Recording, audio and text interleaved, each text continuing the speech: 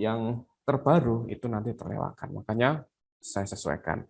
Nah, dari awal kita membahas terkait peraturan atau terkait apa aja yang eh, kebijakan yang ketika kita akan melakukan suatu. Ini kok nutup sendiri ya, kenapa ya? Bentar. Oke, hari ini saya akan coba, jadi seakan-akan kalian ini adalah seorang penyedia. Nah, seorang penyedia, baik CV atau PT yang akan mengikuti suatu tender. Bagaimana sih caranya? Nah, pada pagi hari ini saya coba akan mensimulasikan supaya kalian lebih paham gimana sih tata cara mengikuti tender. Kalau kita sudah berbicara teori, berarti kita akan coba praktek seakan-akan, oh ini ada lelang atau ada tender bulan ini. Bagaimana caranya? Oke, saya coba share screen ya. Kita akan membahas share screen. Oke, di sini. Oke, apakah sudah terlihat tampilan Google atau tampilan saya? Sudah, Pak. Oke, Sudah, Pak. mohon apabila kurang jelas suara, silakan nanti saya diberitahu ya. Oke, misalnya kebetulan Bapak mengerjakan di Kabupaten Probolinggo. Nah, Kabupaten Probolinggo itu di mana? Kabupaten Probolinggo itu di daerah Jawa Timur. Yang belum tahu arah ke Bali. Nah, kalau arah ke Bali pasti kita melewati pantai utara di Kabupaten Probolinggo. Ada namanya kota, ada Kabupaten Probolinggo. Misalnya kebetulan saya ingin mendaftar di Kabupaten Probolinggo, gitu ya. Oke, kita ngetik dulu ya LPSE yang kemarin sudah semua sudah paham. Ini banyak ya LPSE mana. Misalnya kalian di luar Jawa, misalnya LPSE mana, misalnya mana yang luar Jawa siapa? Ada yang luar Jawa enggak? LPSE di Ya, Kalimantan. Pak. Dari kota mana misalnya? Dari Pontianak, Pak. Kotanya kota, kota, kota Ya, Pak. Pontianak. Kotanya apa? Kota Pontianak. Pontianak ya, ada enggak? Nah, ini ada. Ada, misalnya kota Pontianak. Nah, ini boleh silakan dilihat. Nah, tampilan LPSE-nya seperti ini. Oke. Saya kasih contoh Kabupaten Probolinggo aja ya. Nanti semua sama secara nasional Kabupaten Probolinggo. Nah, kita ketik, oh saya mau mengikuti tender pemerintah di Kabupaten Probolinggo. Kalian ketik Kabupaten Probolinggo. Probolinggo. Kabupaten Malang, Probolinggo. Oke, kita ketik LPSI. Kita lihat tampilan. Nah, ini tampilan awalnya ya kemarin sudah. Ini masih menggunakan 4.3 ya. Eh, yang lainnya tolong dimatikan dulu ya, supaya kalian ini nggak aplikatif. Yang lainnya tolong dimatikan dulu, minta tolong mic-nya. Nah, di Kabupaten Probolinggo di sini adalah tampilan. Ini kita masih menggunakan LPSE 4.3. Kok tahu Pak? Di sini ada tipenya LPSE 4.3. Nah, tampilannya seperti ini. Nah, sekarang ini sudah LPSE 4.4 atau 4.5. Nah, kenapa ini belum menggunakan? Jadi tiap-tiap kabupaten atau tiap-tiap kota itu tergantung kesiapan. Nanti lama-kelamaan atau nanti diwajibkan untuk mengupgrade. Seperti kalian menggunakan HP ya. Menggunakan HP kan perlu upgrade atau pembaruan seperti itu. Nah, ini masih menggunakan LPSI 4.3. Nah, ini kemarin sudah dijelaskan ya, ada namanya beranda cari paket. Nah, karena saya sebagai pengguna atau CV atau PT, berarti kita daftar loginnya di sebelah sini. Nah, PT-nya apa di sini? Misalnya PT maju mundur atau apa gitu ya. Di sini kalian sudah daftar. Ini diasumsikan kalian sudah punya CV dan sudah daftar penyedia. Nah, ini bisa penyedia dan non penyedia. Karena saya mempunyai badan usaha, maka ketik penyedia seperti itu. Oke, bentar. Kemudian nanti saya masuk yang sudah login ya.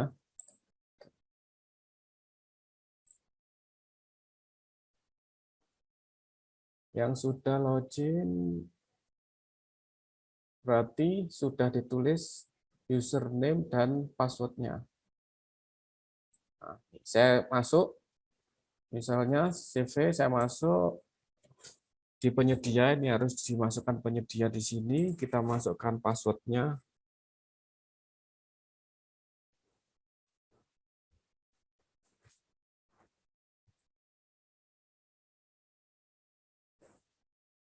Login, kita login. Nah, kalau salah, ini ada tulisannya user ID atau password Anda masukkan yang salah. Nah, ini gunanya untuk keamanan. Jadi, misalnya ada orang lain yang akan masuk atau login ke kita. Nah, ini kalau kita salah nanti 3 kali atau lebih, maka akan diblokir seperti itu.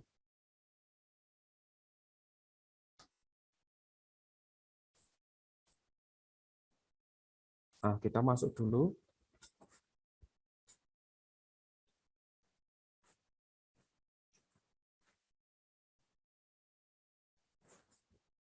Penyedia, kita login.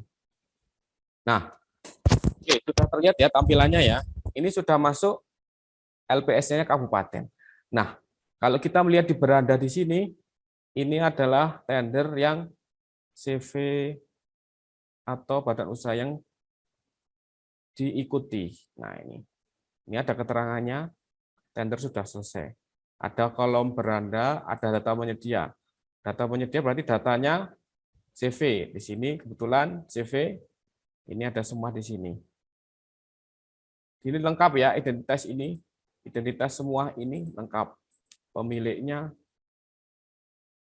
pengurusnya, tenaga ahlinya, peralatan yang dipunya, kendaraan, printer dan lain sebagainya, kemudian pengalamannya.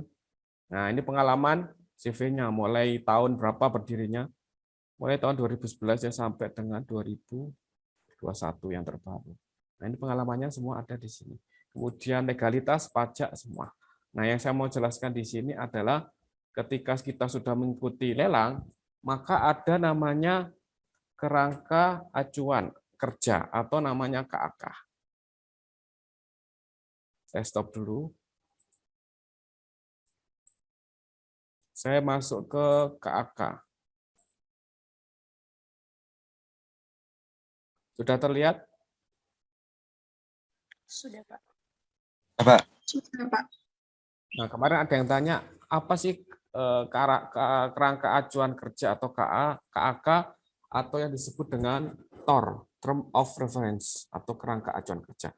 Jadi di sini ketika kita sudah mengikuti suatu tender atau lelang, ada namanya hal-hal yang harus kita taati. Apa sih? Kebetulan badan usaha yang Bapak geluti adalah bidang konsultasi.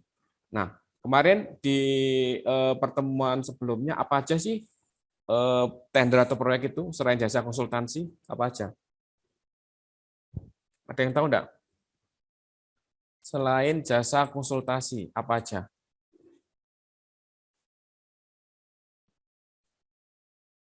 Agus, mana Agus? Coba. Agus Lupianto ada enggak? Ya, Pak. Apa aja selain jasa konsultasi? Kira-kira apa aja?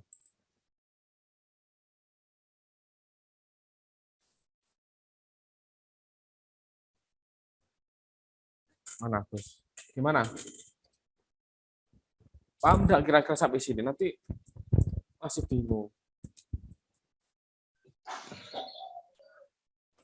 Oke, sampai sini mungkin ada yang ditanyakan sebelum saya melanjutkan. Yang dari luar Unitri ada enggak? Dari Madiun ada ya? Dari Madiun?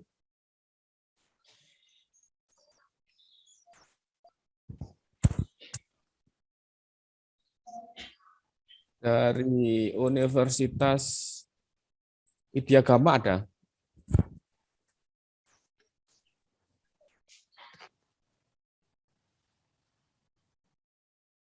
Mana?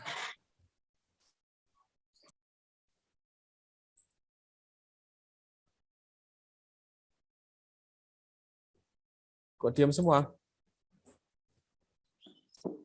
Iya, Pak. Saudari Murniati dari Universitas Widyagama. Iya, Pak, di Universitas Widyagama. Oke, sampai sini ada yang ditanyakan enggak kira-kira? Sebelum saya melanjutkan.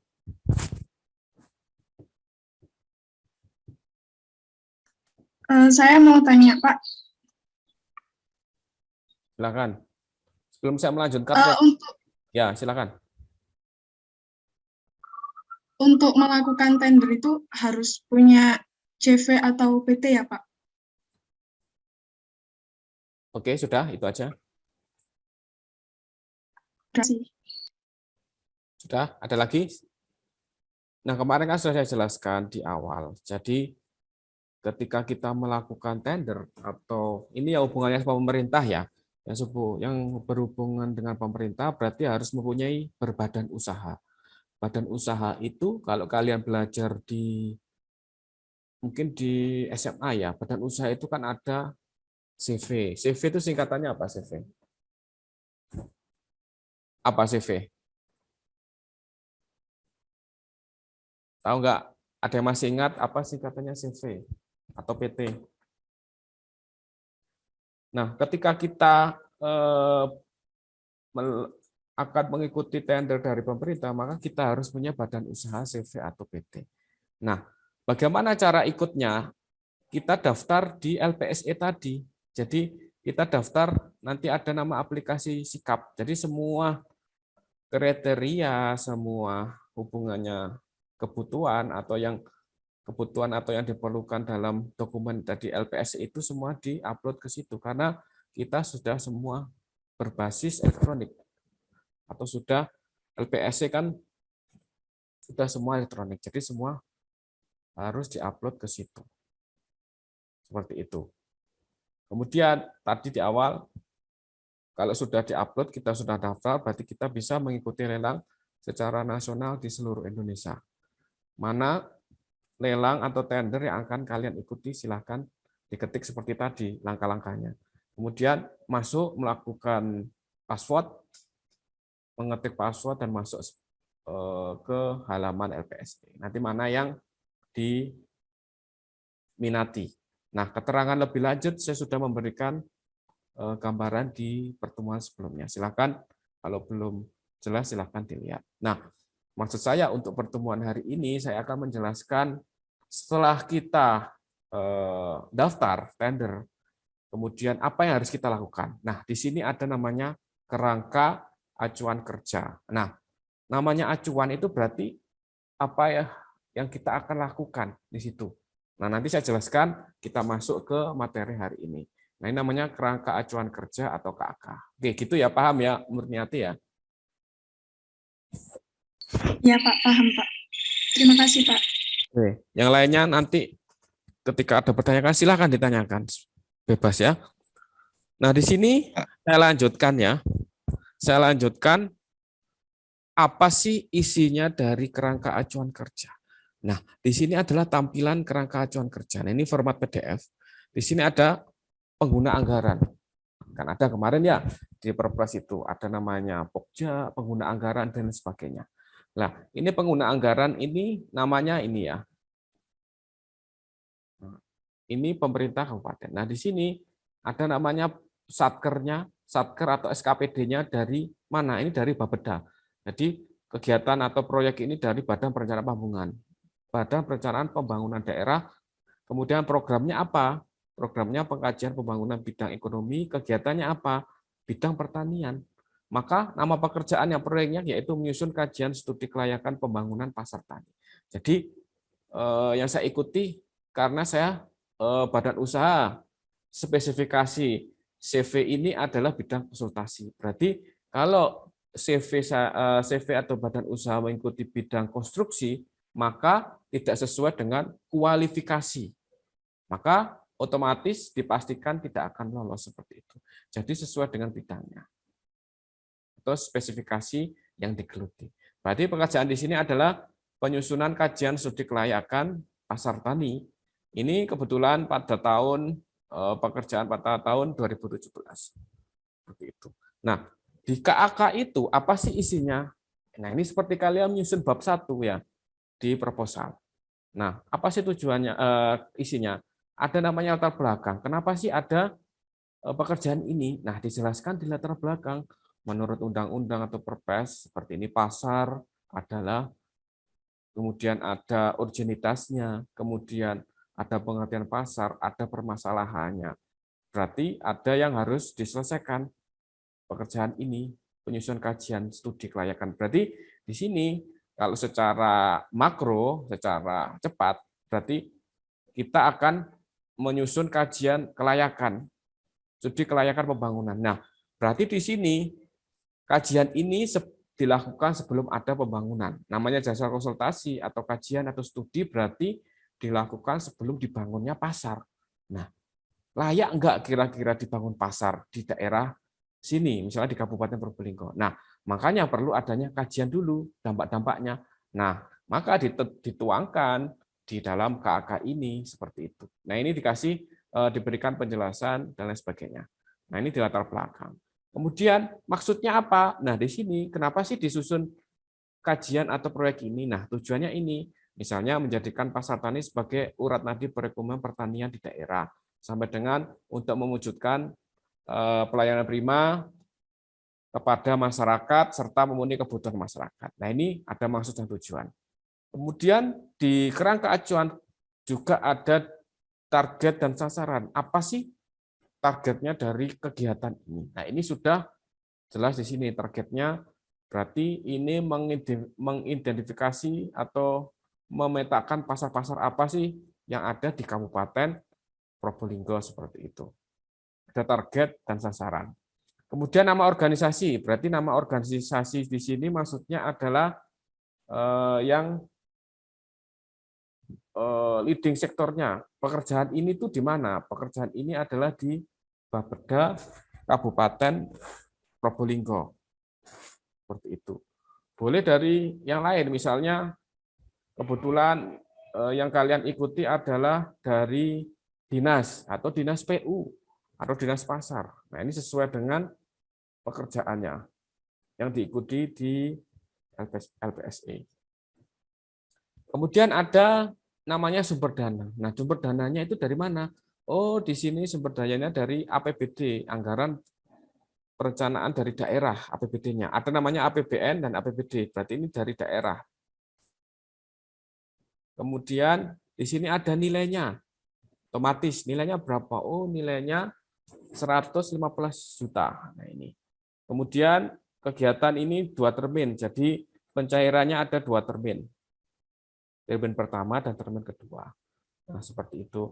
Kemudian di sini juga dijelaskan terkait ruang lingkup. Apa sih yang harus kalian bahas nanti? Lingkupnya. Ada lingkup materi, ada lingkup wilayah. Dan sini harus sesuai dengan di kerangkanya itu. Harus sesuai apa yang ada di KAK. Kemudian ada outputnya. Apa sih outputnya? Nah, outputnya di sini dilihat.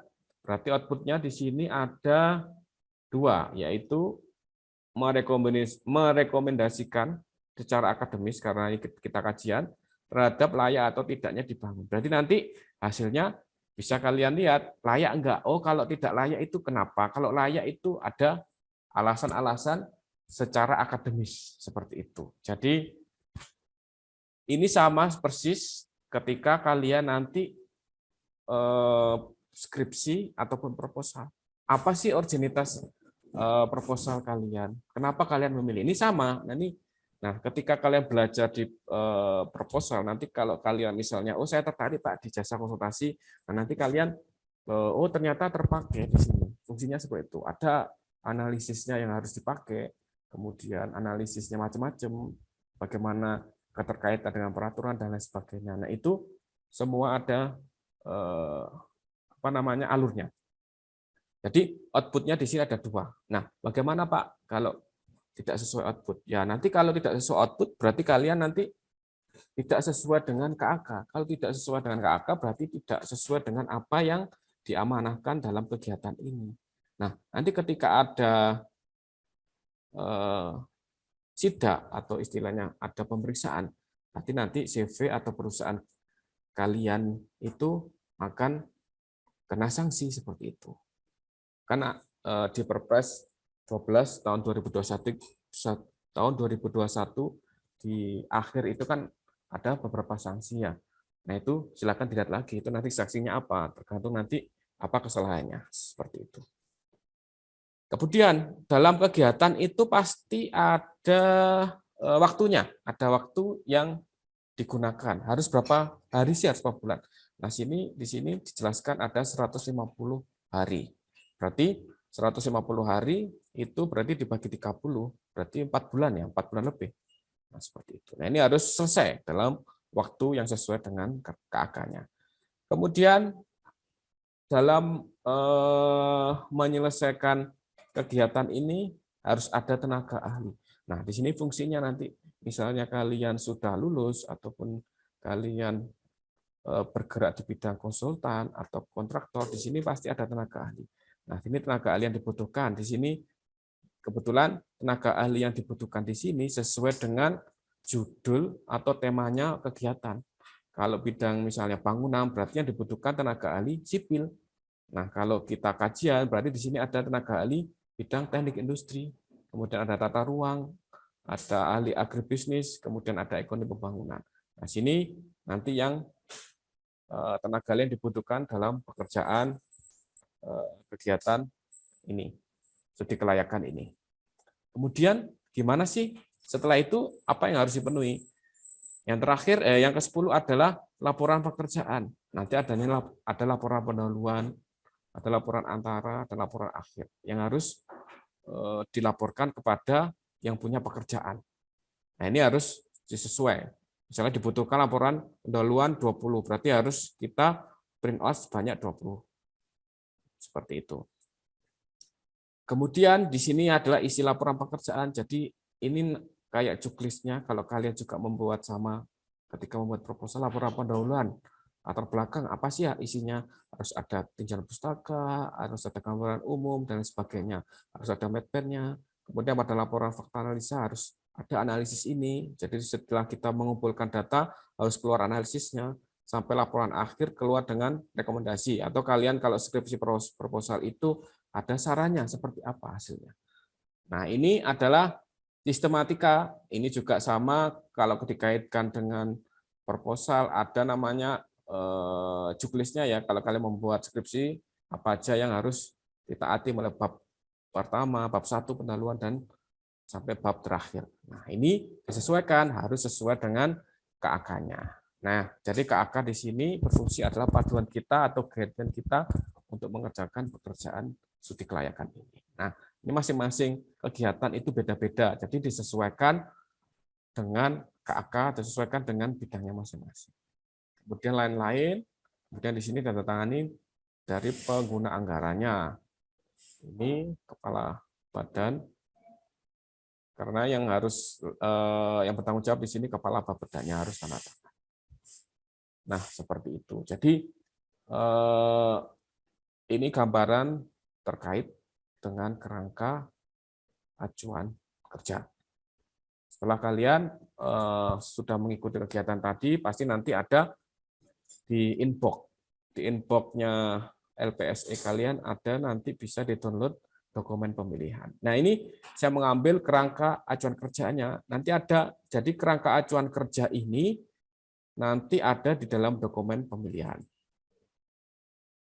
Saya contohkan di dokumen pemilihannya. Dokumen pemilihannya adalah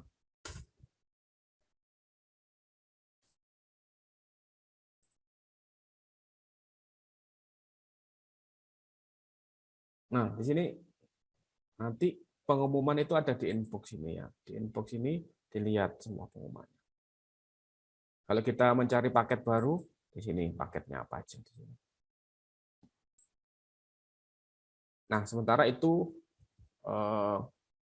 terkait dengan kerangka atau TOR.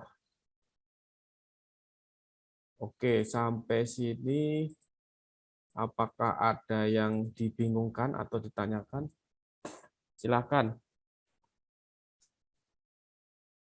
Kita pelan-pelan aja ya.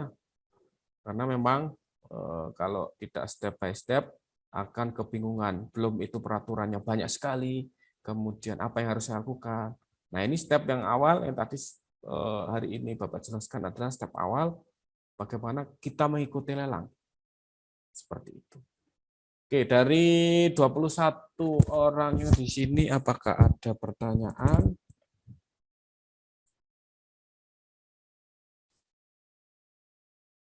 Silakan. Dari apa saya panggil satu-satu?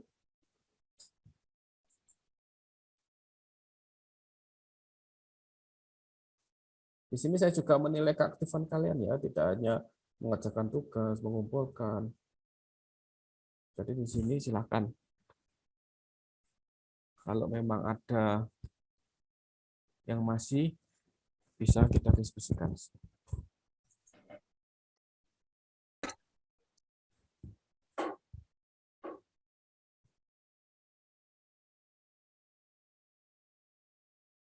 Bagus Riyadi. Pak, mungkin saya, Pak.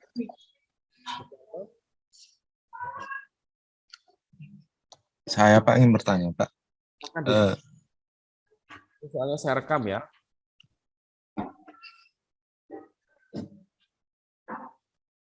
Saya, Pak,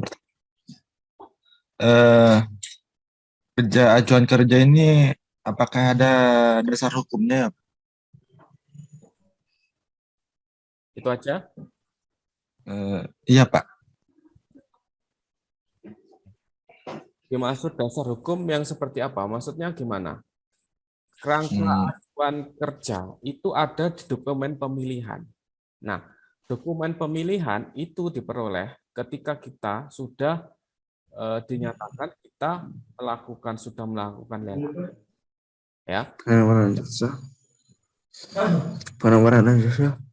Oke, yang dimatikan dulu ya. Oke, saya ulangi. Jadi kerangka acuan kerja itu ada di dokumen pemilihan. Jadi saya tunjukkan ya, saya sekali lagi itu saya mengambil KAK itu sebagian dari dokumen pemilihan. Karena banyak sekali hal-hal yang memang harus dibahas. Saya membahas kerangka acuan juga. Oke, apakah terlihat dokumen pemilihan? Minta responnya. Terlihat. Pak. Terlihat. Oke. Dokumen pemilihan ini bisa di-download ketika kalian sudah masuk login ke LPSE. Kemudian kalian sudah daftar. Nah, di metode lelang itu kan banyak ya. Ada metode langsung. Ada swaklola. Kemarin apa? Coba lihat di Perpresnya. Ada metode lelang itu lelang umum. Nah, ini contohnya. Misalnya kalau lelang umum, berarti misalnya ada 10 badan usaha atau 10 PT. Nah, dari 10 nanti itu diadakan seleksi. Yang pertama adalah seleksi administrasi. Nah, seleksi administrasi di sini berarti dari Pokjanya ya, dari Pokjanya itu menyeleksi misalnya dari 10 badan usaha mana sih yang qualified? Dari 10 misalnya diseleksi ternyata yang 5 yang masuk. Berarti yang 5 adalah langsung gugur. Nah, yang 5 berarti lanjut. Nah, yang 5 lanjut berarti di situ nanti sudah bisa mendownload dokumen pemilihan. Nah, di dokumen pemilihan di sini ini contohnya ya. Ada nomornya, ada tanggalnya, ada nama kegiatannya, ada Pokja berarti kelompok kerja 3. Jadi Pokja itu macam-macam dibagi setiap kegiatan. Nah, di dokumen pemilihan di sini pasti ada dasar hukumnya ya sesuai dengan LKPP kemarin ya, ada sesuai dengan Perpres. Nah, di Perpres itu kan nanti ada apa aja yang harus ada di dokumen pemilihan. Ya, yang terbaru ya Perpres nomor 12 tahun 2021 itu kan sudah dasar hukum ya Agus ya. Paham ya Agus ya? Mana Agus?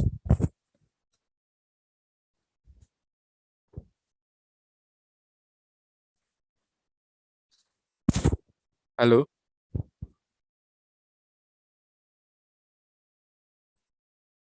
Apakah suara masih terdengar? Masih, Pak. Iya, Pak. Ya, jadi menanyakan dasar hukum. Ya, ini dasar hukumnya ya Perpres itu. Di 12 tahun 2001 ada namanya dokumen pemilihan. Nah, KAK itu salah satunya adalah salah satu yang ada di dokumen pemilihan. Nah, ini banyak ya bagiannya. Umum, dokumen pemilihan, penyiapan penawaran, pemasukan dokumen penawaran, pembukaan evaluasi penawaran, sampai menunjukkan pemenang. Nah, KAK itu nanti ada di mana? Berarti di sini. Di awal ini ya, ini loh banyak yang harus juga kalian perlu tahu. Jadi saya mengambil yang terpenting guideline tadi. Jadi di sini tahu dokumen pemilihan kalau supaya kalian tahu di sini dokumen pemilihan isinya seperti ini. Makanya banyak sekali yang memang harus pelajari. Kalau satu semester sepertinya kurang. Makanya saya berikan yang penting-penting aja. Nah, di sini banyak yang harus diketahui. Nah, ini namanya dokumen pemilihan. Nah, di sini ada instruksinya bagaimana, kemudian ada sumber dananya, kemudian KAK itu di mana? KAK yang masuk di dalam bagian ini. Nah, ini saya tunjukkan dokumen pemilihannya. Nah, dokumen pemilihan itu ada undangan, pasti nanti ada undangan. Jadi undangannya kalau berbentuk elektronik berarti nanti masuk ke inbox. Misalnya CV kalian atau PT badan usaha kalian masuk dalam kriteria. Nah, ini ada namanya undangan, itu masuknya ke inbox tadi. Jadi kita harus aktif terus melihat. Nah, ini di sini loh. Ini namanya kerangka acuan kerjanya di dokumen pemilihan di dalam dokumen ini. Ya, paham ya? Di sini ada namanya kerangka. Nah, bagian lain itu banyak. Nanti jelaskan satu persatu. Kalau semoga masih nututi ya di perkuliahan ini. Nah, ini saya menjelaskan di bagian ini, kerangka acuan kerja, supaya kalian paham. Jadi ketika melakukan lelang, apa yang harus saya lakukan? Harus dilihat di KAK. Walaupun nanti di dokumen pemilihan itu harus dipelajari. Bagaimana nanti kiat-kiat bisa memenangkan tender, bagaimana penghitungan tenaga ahli, itu banyak sekali poinnya. Nah, ini untuk hari ini saya kira cukup untuk di kerangka acuan kerjanya. Nah, ini nih, nanti ada tata cara evaluasi penawaran. Nah, ketika sudah tadi ya sudah diseleksi, misalnya ketemu tiga badan usaha, berarti di sini harus melakukan penawaran. Penawaran ada dua, penawaran teknis dan biaya. Nah, ini ada tata caranya. Nah, makanya dipelajari atau dibaca di Perpres yang terbaru. Makanya kemarin ada pertanyaan, kenapa sih perlu adanya sosialisasi Perpres yang terbaru. Nah, itu kan sudah bisa dijawab ya, kenapa kita perlu adanya sosialisasi ya, untuk memberitahu kepada penyedia atau memberitahu kepada publik bahwa di sini loh ada peraturan yang dirubah, misalnya A menjadi B, ada peraturan yang lebih simpel, ada peraturan yang lebih mudah yang bisa dipahami, misalnya yang peraturan yang sebelumnya itu lebih rumit tata cara. Oh, di peraturan terbaru ini loh yang disempurnakan. Makanya kemarin ada tugas saya suruh matrik atau saya suruh memberikan tabel. Jadi kalian tahu, oh ini yang perubahannya seperti ini yang di sini seperti itu. Walaupun tidak usah dihafal ya, karena memang terlalu banyak, memang harus seperti ini satu-satu supaya kalian paham. Nah, kita masih membahas di kerangka acuan kerja.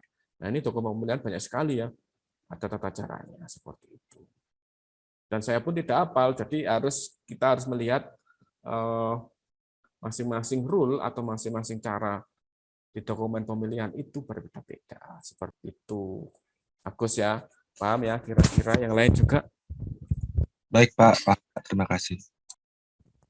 Oke, saya beri kesempatan satu lagi mungkin yang dari luar Tribuana, mungkin yang lain. Dari Madiun nggak ada ya? Dari Madiun ada nih ya, silakan. Dista. Mana Dista? Iya, Pak. Minta tolong dihidupkan kameranya ya.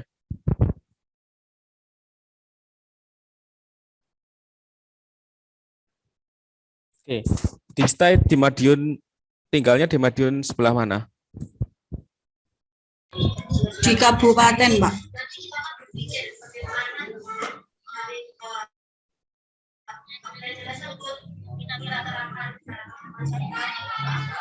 Atau perbatasan atau Jiwan? Jiwan. Jiwan ya. Iya. Karena saya adalah asli Madiun ya, jadi saya paham. Kebetulan kuliahnya di Malang. Kalau Unmernya itu masih di sebelah kiri ya? Kalau dari Jiwan ya? Kiri jalan ya?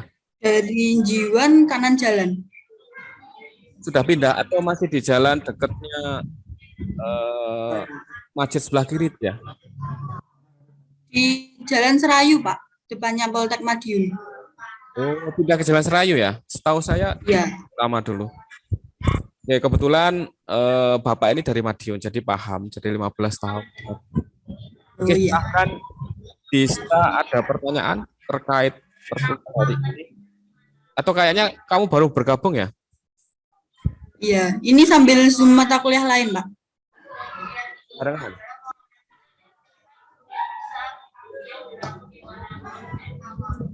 Silahkan kalau ada pertanyaan. Belum ada, Pak, sementara. Ya, kalau ketinggalan bisa dilihat di Google Classroom. Juga masuk Google Classroom yang dari mungkin dari luar Universitas Tribhuwana yang memang belum daftar atau belum masuk, saya persilahkan untuk masuk di Google Classroom. Dan ketika kalian ketinggalan materi, bisa dilihat lagi ya, baik itu materi, PDF, ataupun ada video sebagai penjelasan. Oke.